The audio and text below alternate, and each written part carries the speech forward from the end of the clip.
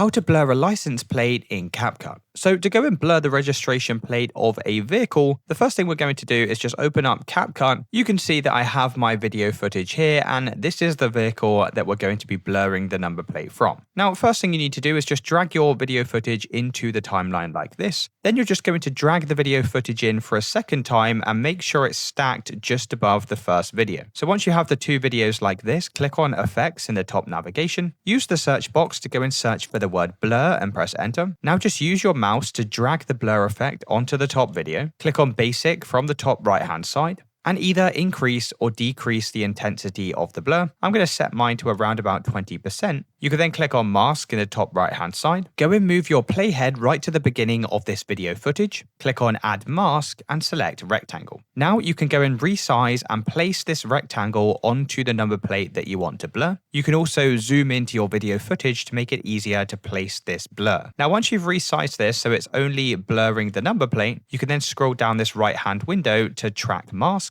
Make sure direction is set to both and then click track.